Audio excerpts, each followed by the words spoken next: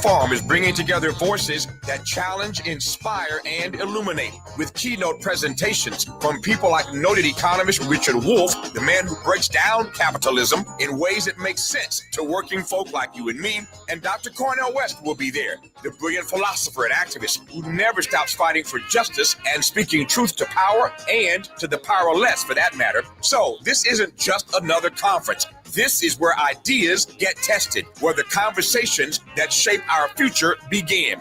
Multiple plenary sessions, dynamic speakers, real talk about the issues that impact our communities, and then some good food and a live band. Saturday, October 25th, LA Trade Tech, Left Coast Forum. The event is free and open to the public, but you must register at our KBLA1580.com website, where you can also peep the plenary topics. The future belongs to those who show up and engage. So don't just think about change, be part of the conversation that creates it. The Left Coast Forum is brought to you by the LA Progressive, the Empowerment Congress, Community Coalition, Partnership for Growth LA, Southwest Voter Registration Education Project, LA Care Health Plan, United Teachers Los Angeles, Black Progressive Action Coalition, St. John's Community Health, the National Lawyers Guild, the Weingart Foundation, and more. Space is limited, so if I were you, I'd register right now at KBLA1580.com. Your voice matters, your presence matters. We'll see you there. The blackness, keep on. Never say die, keep on. Blackness, keep on. Never say die, keep on. Blackness, never say die. Never say die. Keep on. Never say die. Blackness.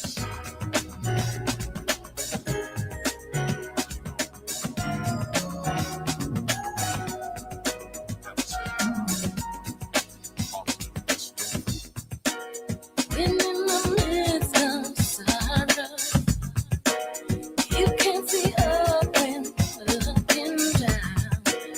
A brighter day tomorrow will bring.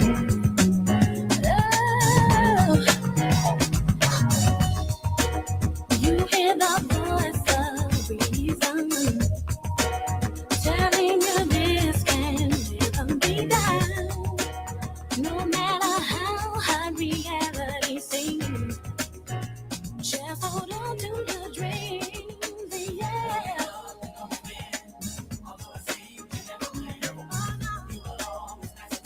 As long as you keep your head to the sky, can we? As long as you keep your head to the sky, you can win. As long as you keep your head to the sky. Good things around you crumble. No, you don't have to stumble and fall. Keep pushing on and don't you look back. Oh,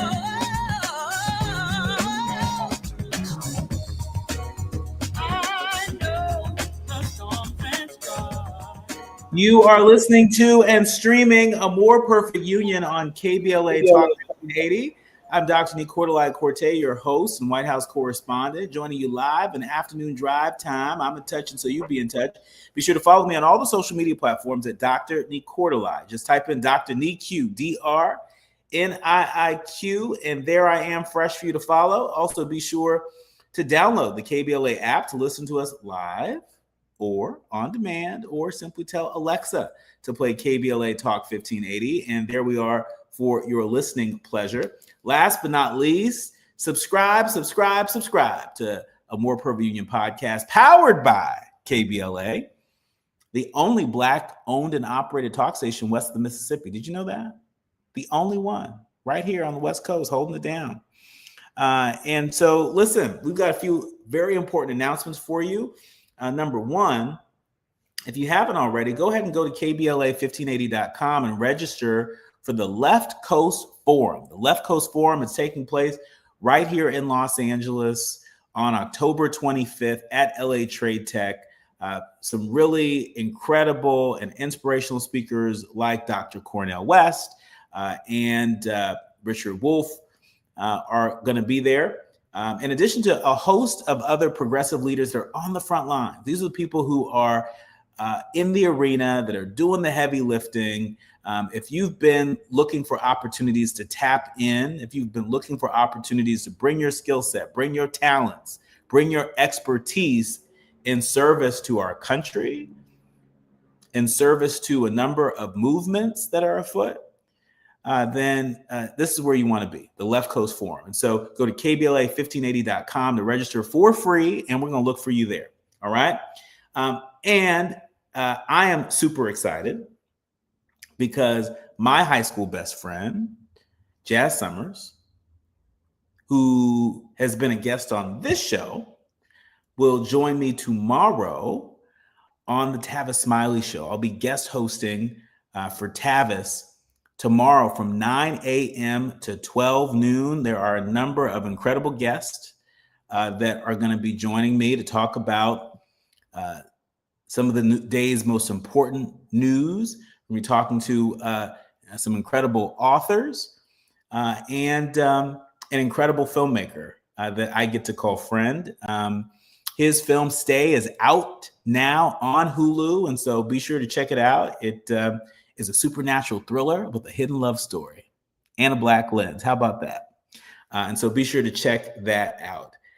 Last but certainly not least, it is time for your national news roundup. It's time for you to decide the good, bad, and ugly headlines of the day. And kicking us off, how many folks out there are still boycotting Target?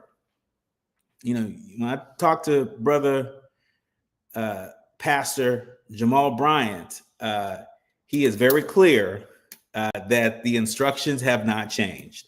But there seems to be black vendors that are still thriving in spite of the boycott. The Griot is reporting that the Lip Bar, Target's largest black-owned makeup brand, sees sales surge 40% despite the boycott. How is that possible? Well, as Target continues to face widespread boycotts following a move away from its DEI initiatives, the Lip Bar, the largest black-owned beauty brand carried by the big box chain, they're clearly thriving. And during a recent interview, the Beauty Independent, Melissa Butler, the founder of Lip Bar, shared that her brand has not only managed to survive the turbulence, but is projected to grow significantly this year. Again, sales are expected to be up by 40%, while earnings before taxes are anticipated to double. However, she added that long before Target rolled back their DEI programs, the Lip Bar had already laid the groundwork for a strategy built to weather uncertainty. In January, Target had announced it's scaling back its DEI program, sparking boycotts that have since contributed to decline in sales. But for Butler, whose brand first landed on Target shelves in 2018, years before the company publicly launched and later retreated from their DEI efforts, the moment was complex for them, but not for her. And so this is just a reminder that don't build your business on any one strategy. Don't do that. Don't build your business banking on any particular trend lasting forever. We know that the work of racial justice, that the work of supplier diversity is bigger than any one DEI initiative. And it seems to me that the founder of the Lip Bar understood the assignment.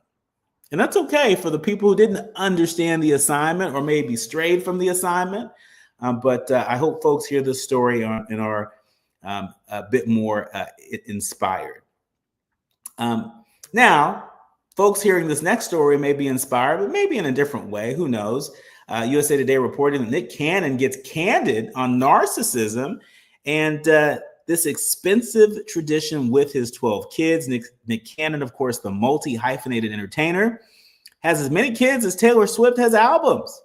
But the father of 12 doesn't take vacations. Doesn't take vacations.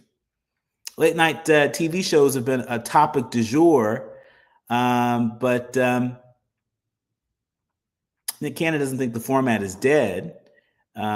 He is spending plenty of time watching late night TV, but he's not taking any vacations. He says he loves his job so much that every time he has a gig, that's a vacation for him. He typically tapes in LA, but at the moment is getting ready to record a show from the Bronx, New York. And he says with his personal life always being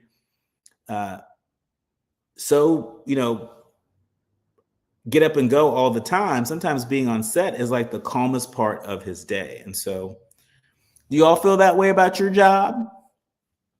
Do you feel that you don't need vacations?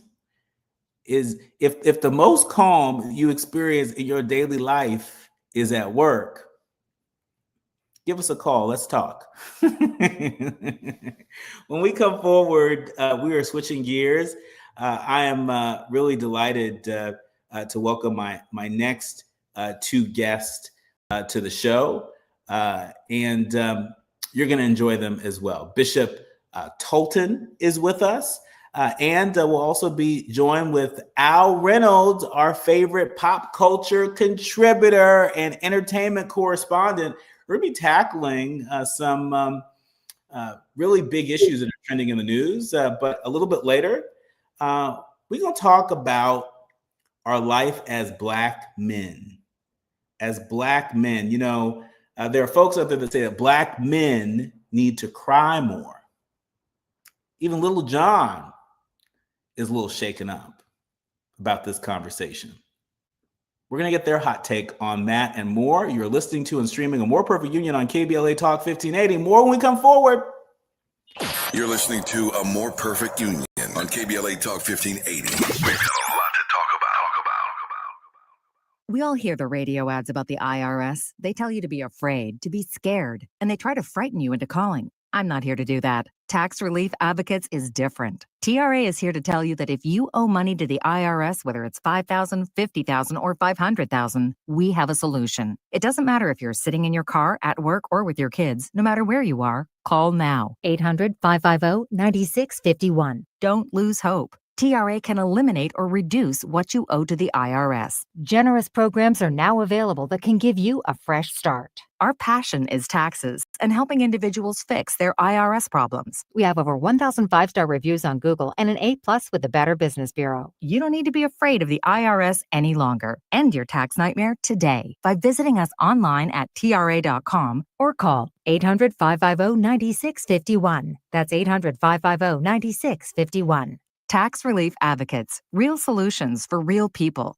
Is reviewing life insurance on your to-do list? Now's the perfect time to add it. A friend recently told me that securing life insurance sooner rather than later can help you lock in lower rates for years to come. So I bumped this up on my list and got it done. I called SelectQuote and couldn't believe how easy and affordable life insurance is. I'm 40 and got a $500,000 policy for $16 a month. My husband's also 40 and his $500,000 policy was only $18 a month. Plus, with SelectQuote's same-day coverage, there was no medical exam required, and we were covered by the time we hung up. Knowing I have this checked off my list feels amazing, but the peace of mind knowing my family is protected feels even better. Call SelectQuote at 1-800-729-7070. That's 1-800-729-7070. Or go to SelectQuote.com to get your free quote today. That's 1-800-729-7070. Details on example rate at SelectQuote.com. KBLA Talk 1580. We've got a lot to talk about.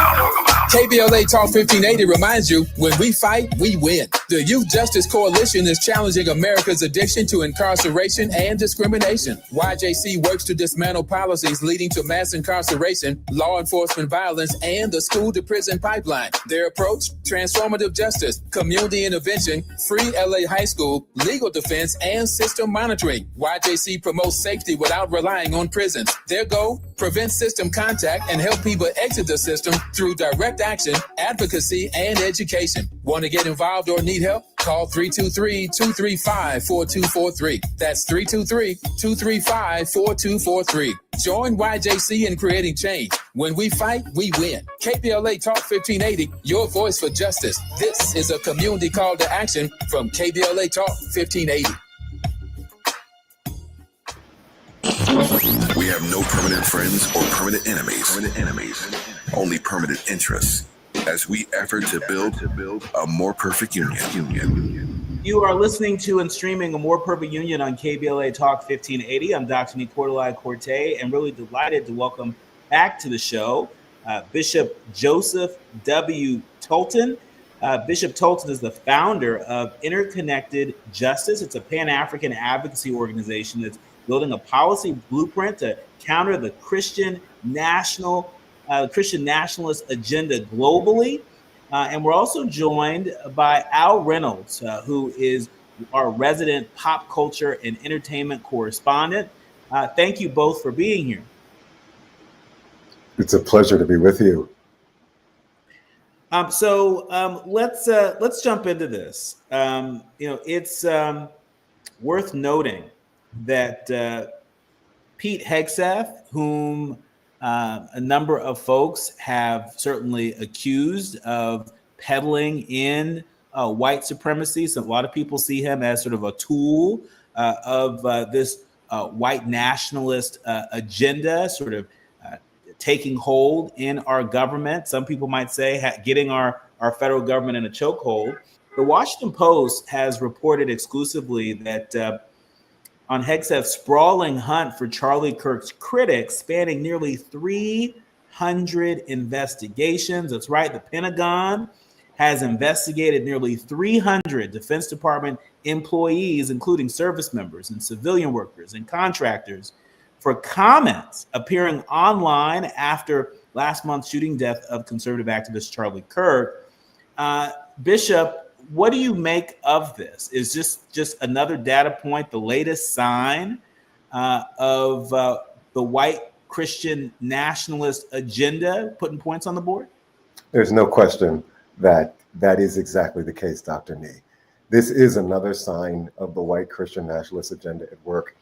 This week, Senator Chris Murphy gave a speech on the Senate floor that I think is really noteworthy and very important for all of us to hear what the senator said. He spoke to the fact that if you look at what's happening with Comey, the coming attacks on Letitia James, and ultimately the threats to Fani Willis, as well as the remarkably disrespectful speech that Hegseth gave after summoning our highest service members from all over the world. When you take a look at what is happening in Chicago and in Portland, what the senator did was he mapped out and he showed us how each of these events and happenings are dots that have to be connected, because together you can see that they are all breadcrumbs on the road to an entrenched authoritarian government. And so I think it's always important for us to come back to the fact that the Christian nationalist agenda is to de-democratize the nation by creating this imperial presidency and literally kneecapping the legislative branch. Over 300, as you said, members of the Department of Defense, both civilians and service members, are now under investigation. That number is split in half between the two. Obviously, there are going to be some constitutional concerns for the civilians because of matters of free speech.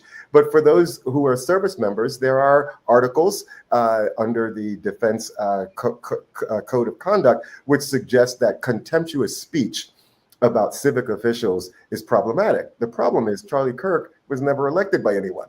So again, this is an abuse of military articles that if you strain those articles and really push them to the brink, they probably don't rise to the merit of actually being able to condemn our officers for their free speech. So this is about freezing members of the military. This is about changing the military culture. This is not about moving us toward an apolitical military, but it's actually moving us toward a highly a warrior-based mentality military. And really, it's putting a chill on those who might have much more of a progressive perspective in the military. That's highly unfortunate for the country. Al, we there are a number of folks who may not be taking this as seriously as they should, especially given that the defense secretary is a former Fox News personality, whom some folks say came straight out of central casting. The sweeping ongoing inquiry has resulted in a smattering of disciplinary actions, as reported by the Post, following this extraordinary directive by Secretary Hegseth. Do you worry that our fellow Americans are not outraged by this enough? Do you worry that our fellow Americans may have succumbed to the entertainment value of these antics at the expense of not taking this as seriously as they should? Oh, absolutely. It's so funny because I came on here. I'm fired up by these topics tonight. But listen to the bishop talk. He's calming me down. And I'm like, wait a minute, Bishop, we got to get out our guns. No, I'm kidding, our guns. But we got to get out our verbal weapons. We got to gravitate back to the old school tactics that we used to use when people were pushing things down our throats. What we're seeing here isn't oversight, which is what he's supposed to be doing. What we're seeing here is surveillance, okay? And that to me is not okay, especially launching almost 300 investigations, 128 on uniformed service members, 158 not only on civilians, but on contractors, okay? I want everybody to understand the depth of their pushing the envelope here. And not only is that unacceptable, that creates in me a rage. Because when the Pentagon becomes a political police force, that tells me it's less about security and more about silencing one's opinion. And especially if you don't buy into this one ideology. And that ideology is something that we've seen before, Dr. Nii-Quartelai and Bishop. Remember, we've seen this movie. This is cathartic. I'm not going to be able to get it out, but you guys know what I'm saying. Mm-hmm. We're not going to say it. But anyway, if patriotism now, in my mind, means blind loyalty on one person's ideology, then democracy is already in danger. And that should create a rage in everybody, just as much as some of the the upheaval that we're seeing internationally. I mean, your point is well taken. I mean, in the first hour, I was talking to a legal scholar out of the University of Missouri, Kansas City. And we were talking about this very disturbing report that the Trump administration is basically looking for a reason to employ the Insurrection Act. And we've got to back up. We've got to ask ourselves, well, wait a minute, why would the president that less than a year ago, after taking office, pardoned convicted insurrectionist, said, hey, nothing to see here. And now, less than a year later, the same administration is looking to employ the Insurrection Act. We've got to ask ourselves why. And part of the thinking that I've read about and that I've come up with is that this could be the cut around some of the issues around being able to deploy National Guard and being able to federalize local law enforcement. I mean, it seems to me, Bishop, that if this president has his way, he may very well create the largest law enforcement agency on the ground across the country by using, or dare I say, misusing the Insurrection Act. No? There's no question that that's where he intends for this to go. I just want to say, Brother Al, I am with you there on being completely fired up and totally charged. And I do believe that we are to some degree underwhelmed at this point by what we're experiencing as a nation, because I simply believe that most of us are still in a state of shock and denial to some degree. For we bought into the myth of America's exceptionalism and that America was politically impenetrable. But the truth is that there is a core in America who have completely bought into the idea of the nation being autocratic because they feel as if the nation is slipping away from them. And going back to the issues with Hegseth, he is very much so a son of white Christian nationalism. His pastor, Doug Wilson, made some of the most violent remarks that were made at Charlie Kirk's memorial service. So that gives you some insight into his headset. Let's also be very clear that the military has always been a model for racial integration. This is not just about creating a warrior mentality, but it is about undoing any part of our American governance where equity shines forth and where the beacon of equity and equality and really diversity, equity, and inclusion, which was a North Star for our military, in that we wanted all of our citizens to be able to have equal participation and equal benefit and to be able to express their patriotism in an equal manner. And this is undoing that culture to impose another culture onto the military. And the real test here is, will this be enforced symmetrically or only on critics of the regime? See, that's the part where history warns us what comes next when speech is weaponized. And that's what we really should be the most concerned about, in my opinion, because this obviously is a one-sided administration. Yes, it very much so. When we come forward, I want to pick up on that thread. The New York Times reporting that a press group has condemned these new Pentagon rules on reporting, a group that lobbies on behalf of Pentagon reporters, just today harshly criticized these new rules released by the Defense Department that could lead to press credentials being revoked. And so you got to piece this all together. You got an administration that is flirting with, looking for a reason to employ the Insurrection Act. You had a White House roundtable that took place this week with the Attorney General and the Homeland Security Secretary, looking to expand the definition of terrorist groups. And you're looking at a Defense Department that is creating their own rules as to which members of the press get to keep their credentials and which members of the press lose their credentials if they don't play by their rules. This is what is happening in America today. We have the right folks with us today to help us separate the fact from the fiction. You're listening to and streaming A More Perfect Union on KBLA Talk 1580. More when we come forward. The audience is listening, thought-provoking, eye-opening, heart-rendering. This is where authentic voices meet powerful discussions on culture, community, and change. This is where Black voices matter. He's breaking boundaries, amplifying diverse perspectives, and tackling the issues that matter most to you. You're inside A More Perfect Union with Dr. Nii-Quartelai Quartey on KBLA Talk 1580. I'm Amber Payton with BIN News Now. Virginia Senator Tim Kaine is standing by Black Democratic Attorney General candidate Jay Jones after his controversial 2022 text messages recently resurfaced, showing him joking about hypothetical violence toward former House Speaker Todd Gilbert. And he has apologized. I wish other people in public life would sincerely apologize for stuff. So no, I still am a supporter. Kaine says the remarks were out of character, while Jones has apologized.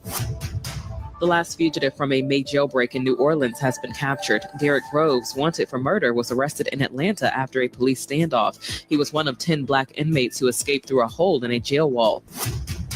And former Black Georgia football star Herschel Walker has been named U.S. ambassador to the Bahamas. The Senate approved the move Tuesday. Walker, a 2022 GOP Senate nominee, previously co-chaired Trump's Council on Sports, Fitness, and Nutrition. Get BIN News Now on demand 24/7 on the iHeartRadio app.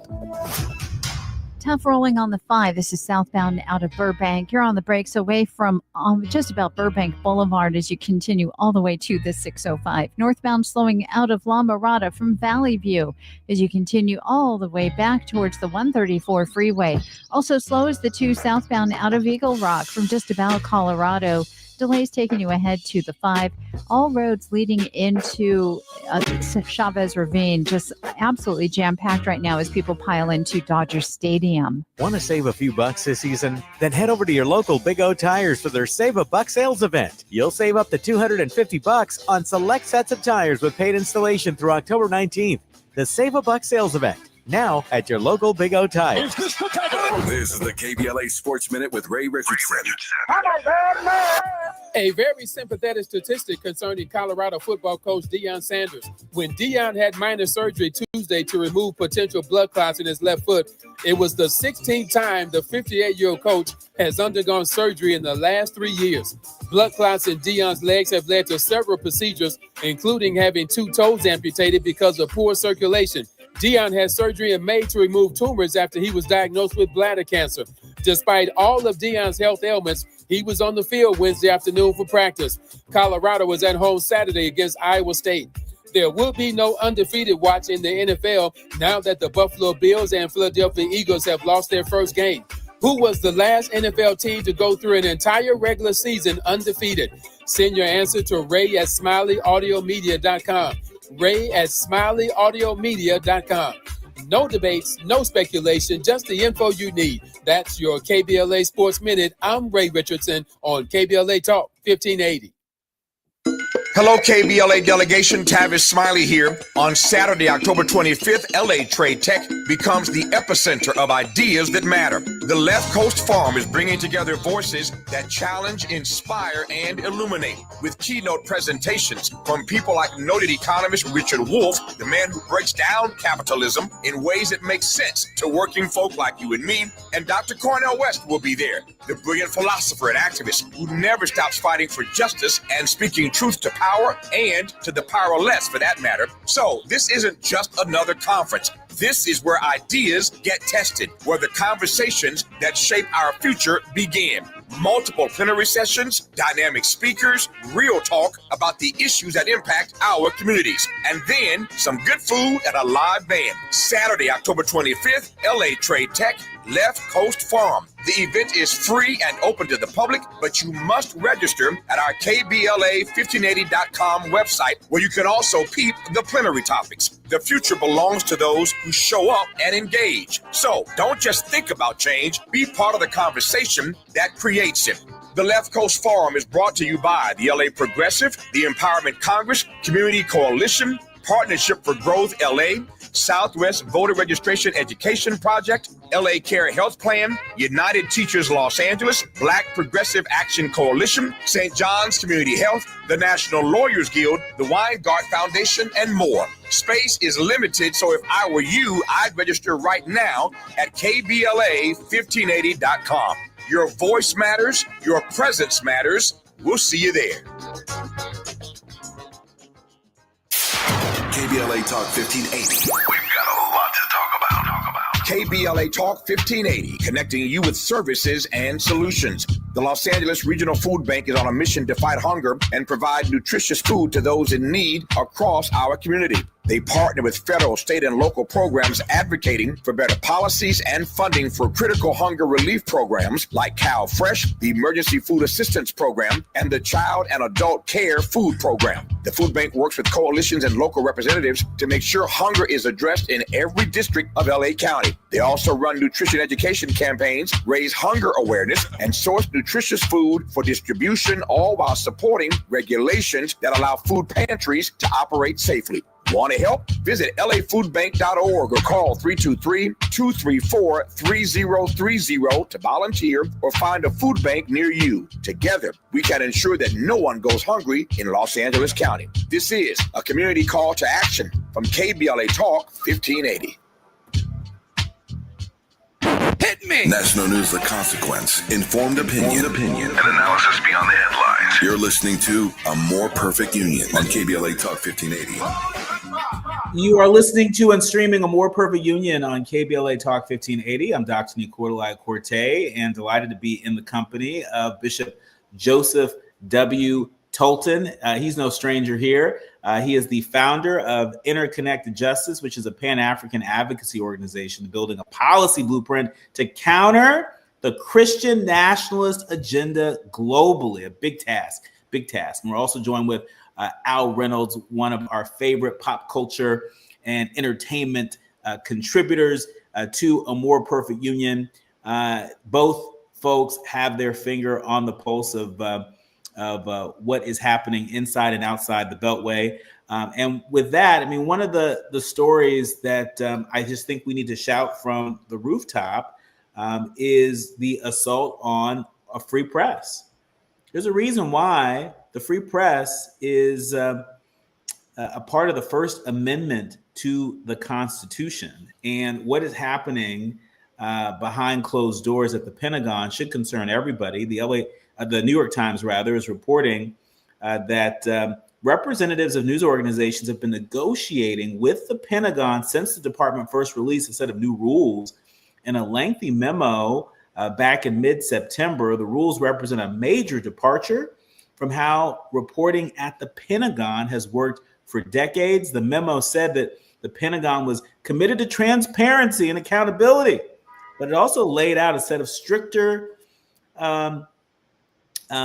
rules that will govern how they interact with the press. One of its provisions was widely interpreted as requiring reporters to seek approval from the government for their coverage. Failure to comply could lead to having your press pass revoked. Bishop, isn't this, par for the course when it comes to authoritarianism around the world? During the run-up to the election, one of the ongoing events that was certainly reported, but we did not run around setting our proverbial hair on fire as we should have. And that was the meetings, the consistent conversations and conclaves between Trump and Orban. I mean, Orban consistently visited Mar-a-Lago, and they were not just playing golf and sipping tea, but Orban was schooling Trump and really taking him through the process that he took Hungary through to leverage Hungary's electoral process to set himself up as a dictator. And one of the first things that he absolutely did was kneecapping the media, setting up a kleptocracy of individuals who own the media, and then really turning Hungary's media into state-owned media. And here we see the playbook being manifested once again, and in a very unfortunate context, considering the military, in which reporters will have a lack of access. There will be superficial coverage. If there are errors that are going on, we will never uncover them. There won't be accountability. We know that the Inspector General's office within the Pentagon is also being gutted. And this sends a message to other agencies that you are next. And that is the point of this terrorizing of the media. But let's also go back to the fact that from day one, Donald Trump has been calling out the media as enemies to our nation. That was not for nothing, but that was to feed his base over time and to really set himself up to be able to be at war with the media and have a willing army behind him. Al, according to the New York Times, journalists who cover the military, they were given 1 week to decide whether to sign a form certifying that they had received, read, and understood the agency's policy. It also included was an amendment noting that journalists who signed did not necessarily agree with the policy provisions, a change that the press group applauded in the statement. It seems to me, as a member of the press, particularly the White House press corps, when this question was put to me by someone during the Congressional Black Caucus, it was a hard no for me. Right. I work for the people, and I serve the Constitution. My power as a journalist is derived from the Constitution, and any new rules on the back of a paper napkin are far short from that right and that privilege. Should the press call their bluff? Should the press say, okay, we're not playing this game, And guess what? You won't get any coverage. And so the millions of folks that you're trying to keep engaged or convert into your movement, you're not going to have access to them through us. Should the press take a hard line position on this now? Is it now or never? Well, listen, I think anybody that's in journalism that is fine with censorship, then let it be what it is. But you can't be a journalist and be on board with censorship. This is censorship by contract. Now, they want journalists to pledge not to solicit any, Dr. Nii-Quartelai, any unauthorized information to retain their credentials. What is that basically saying? Okay, if you come in here and you have anything negative to say about this administration, or if you're whistleblowing, if you get silent inside information from my administration, you are put out. When did this happen? And why are people thinking it's okay? These rules literally would discourage whistleblowers, silent insiders, and criminalize the act of journalism itself. Where and how are we going to rewrite in history the school of journalism that we've been taught for decades? I'm confused. And the press corp is already declaring that they won't sign it. We get it. But the question here is, how much pushback will they do legally? And what would that mean? So for me, I keep saying this over and over. We know what this administration is doing. We know what this president is doing. He's basically not only forming a dictatorship, but he's also putting fear in the power of freedom of speech in order to make people do what he wants them to do. And for me, it's a hard no, like it's a hard no for you. Yeah, a very hard no. I mean, look, I don't even share questions in advance of interviews with guests. Mm-hmm. We'll talk about the topics and we'll share links to articles and things like that. But, this is not a heavily prescribed conversation, right? This is a programmed conversation. And that's the way I was trained. That's the way I like it. But in other news, The Guardian is reporting that on polls and politics, how they point to a sea change in the U.S. views on Israel. The question is, will it matter? We know that just when we went on live today, it was announced that there is a peace deal of sorts between Hamas and Israel, at least phase one of a deal, enough where the president is considering traveling to the Middle East this weekend as a part of celebrating this, what many people might call a victory. But for 3/4 of a century, unshakable support for Israel in the form of military aid and diplomatic backing, it has underpinned a broad public sentiment, and that has shaped the U.S. political landscape. But things have changed. Things have changed according to some recent polls. A Pew Research survey last week reported that nearly 6 out of 10 Americans, 59%, now hold a negative view of Israel, while 39% believe it's going too far in its war against Gaza, compared with 31% who held the same view a year ago. And a poll from the same organization in 2022 showed a 42% negative view. So they've gone from 42% negative to now nearly 60% negative view of Israel. Bishop, is it too little, too late?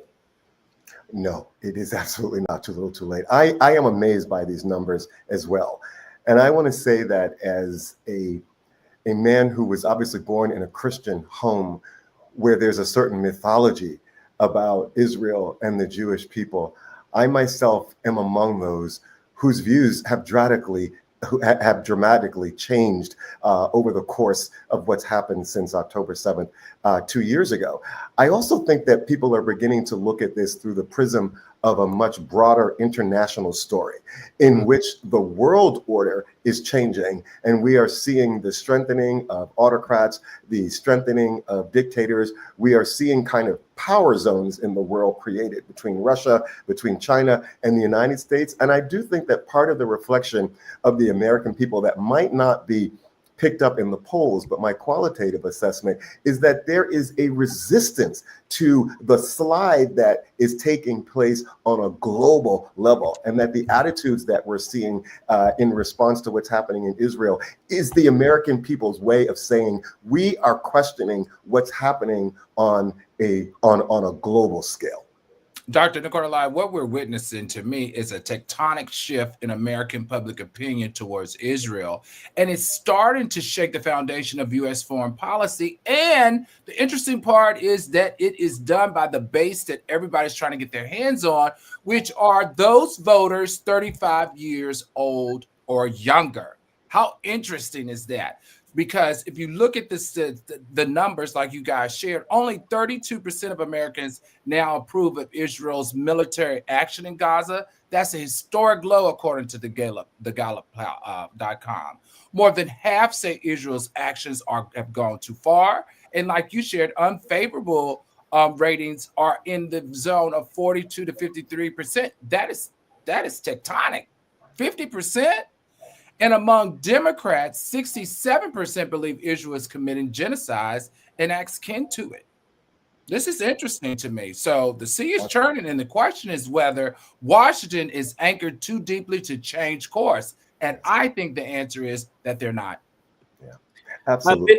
Bishop, I want you to connect some dots for us, because I think these numbers have been reported by Pew Research. Again, 59% of Americans, according to this survey, now hold a negative view of Israel, while 39% believe they've gone too far. According to a New York Times Siena poll, they showed that pro-Palestinian sympathies outscoring support for Israel, although narrowly, 35 to 34%. An Economist YouGov poll in August found that 45% of the public believe Israel is committing genocide.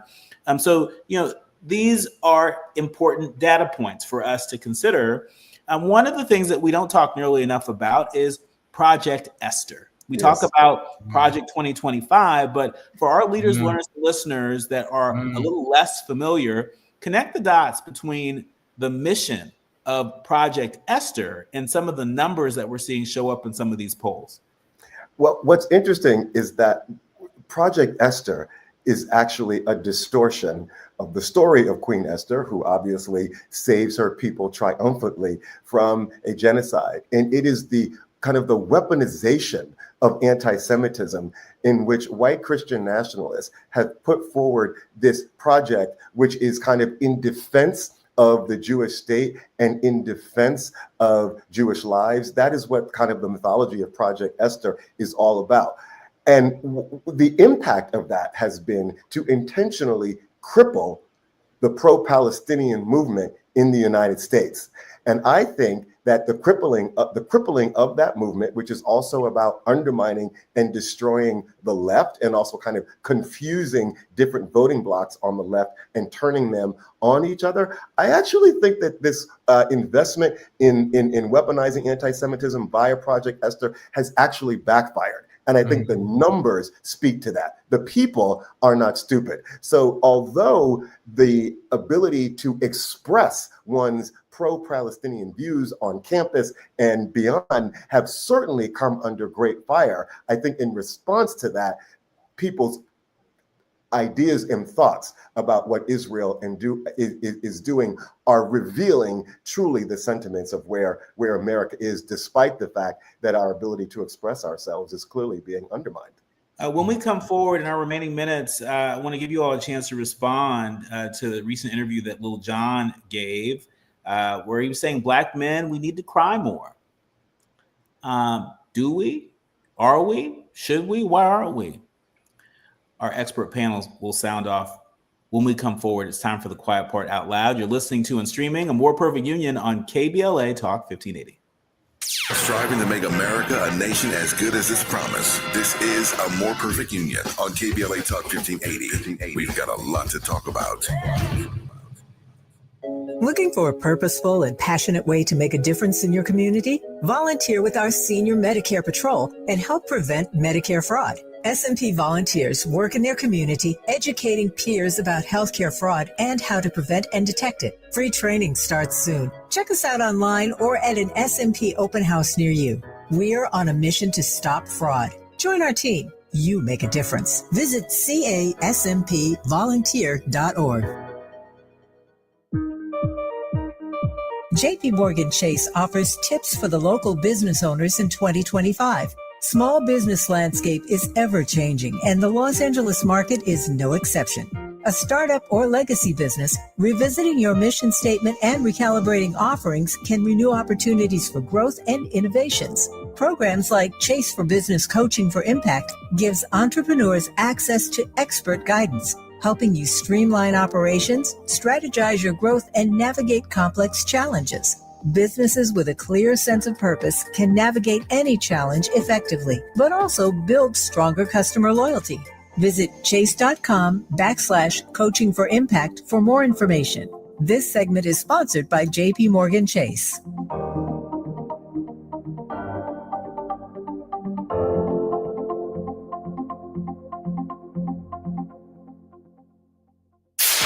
KBLA Talk 1580. We've got a lot to talk about. KBLA Talk 1580, connecting you with services and solutions. The Autopsy Initiative provides a second autopsy free of charge for victims' families who have lost their loved ones due to a police-related death. The services offered through the initiative include the completion of a second autopsy, disclosure of preliminary findings, and a final autopsy report.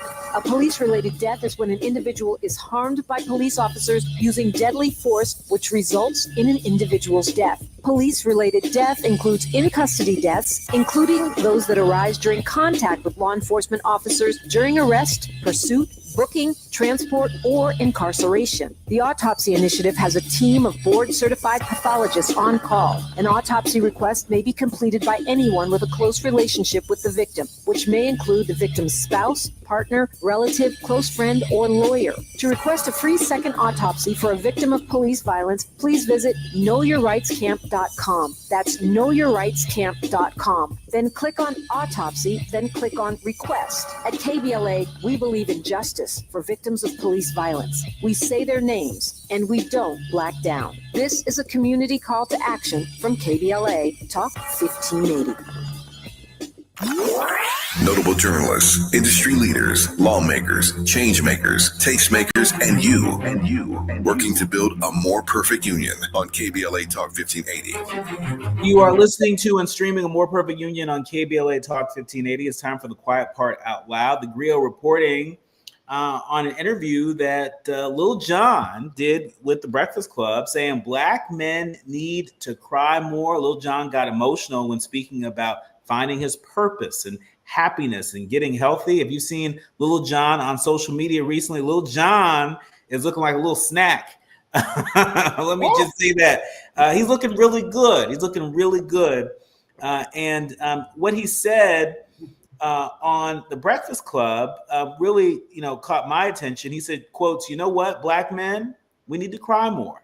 We need to cry. When you get more in tune to your higher self and you stop vibrating at these low frequencies, you can let the energy flow, because we don't have to be tough all the time. I push all brothers. We don't have to suffer in silence. We suffer in freaking silence. Call your homies sometimes. You'll be like, you good? How you doing?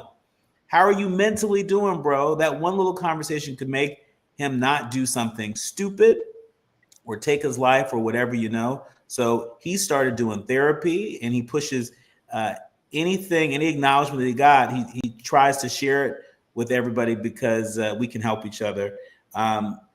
Bishop, what say you?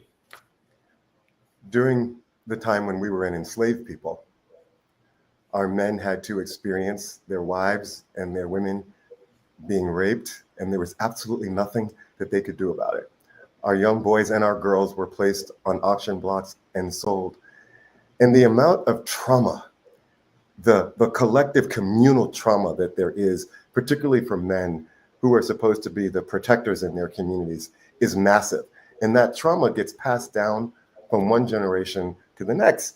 And as a result of that, as it was spoken to in the quote that you just gave in recounting Little John's what he expressed and articulated, what happens as a result of that is that we're expected to kind of perform with a masculine identity at a very, very high level.